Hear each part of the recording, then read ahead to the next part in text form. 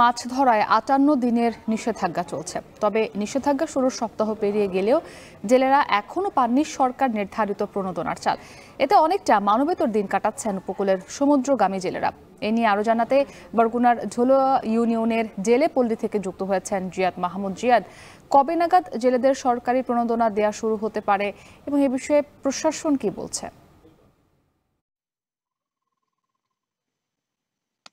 আমরা অনেকেই ধারণা করেছিলাম যে মাত্র সপ্তাহখানেক হলো এর মধ্যে কি জেলে পল্লী জেলেদের পরিবার চালানোর যে সংসার চালানোর যে রসদ সামগ্রী কিংবা নগদ অর্থ শেষ হয়ে গেছে। আর আজকে সকালে অনেক জেলে পল্লীতে ঘুরছে এবং দেখছি তাদের উন্নয়নে আসলে চলছে না আগুন। এবং আপনাকে জানিয়ে রাখি যে এখানকার যারা সমুদ্রগামী জেলে রয়েছেন তারা যেমন সমুদ্রে যখন থাকেন তখন সমুদ্রের উথাল পাথাল ঢেউয়ের সাথে যেমন যুদ্ধ করেন, প্রাকৃতিক দুর্যোগের সাথে তেমনি যুদ্ধ করেন, এবং এখানে যখন উপকূলে ফিরে আসেন তেমনি দেখা যায় যে তারা দারিদ্র, ক্ষুধা, অভাব অনটন, একই সাথে যে কিস্তির টাকা দাদনের যে দুষ্টচক্র তার সাথে প্রতিনিয়ত তাদের যুদ্ধ করে বেঁচে থাকতে হয়। এবং এখানকার যারা জেলে রয়েছেন তারা 15 এপ্রিলের আগেই যে নির্দেশনা মোতাবেক 15 এপ্রিল থেকে যে নিষেধাজ্ঞা শুরু হয়েছে সেটি পালন করতে, এবং এখন পর্যন্ত সপ্তাহখানেক পেরোলেও তাদের যে প্রণোদনার চাল সেই চাল এখন পর্যন্ত বিতরণ কার্যক্রম শুরু হয়নি। এর ফলে অনেকটাই মানবেতর জীবনযাপন করছেন এখানকার যে জেলেপল্লী রয়েছে সেই জেলেপল্লী জেলেরা। একই সাথে আমরা পিরোজপুরের খবরও নিয়েছি, সেখানে জেলেপল্লীরাও কিন্তু একই অবস্থায় রয়েছেন।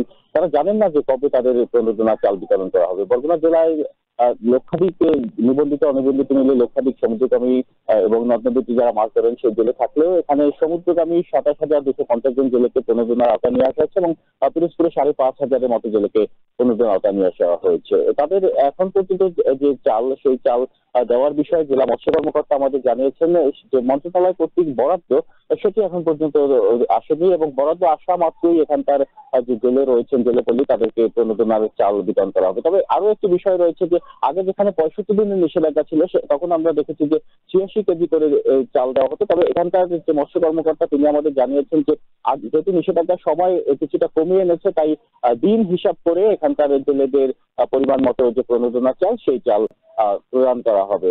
একই যে জেলেপল্লীর জেলেরা তারা কেউ জাল বুনছেন, কেউ ট্রলার মেরামত করছেন, কেউ বা জাল বুনছেন, কেউ ট্রলার মেরামত করছেন, কেউ বা পরিবার পরিজনকে সময় দিচ্ছেন। তারা জানিয়েছেন যে এই যে তাদের যে অভাব অনটন সেই অভাব অনটনের কারণে তাদের পারিবারিক জীবনে কিছুটা কলহ নেমে এসেছে। তো এই ছিল বরগুনা জেলেপল্লী থেকে আমার কাছে সবশেষ তথ্য। মুক্তি। জিয়াদ মাহমুদ যুক্ত ছিলেন বরগুনা থেকে। এখন জনপদ একটি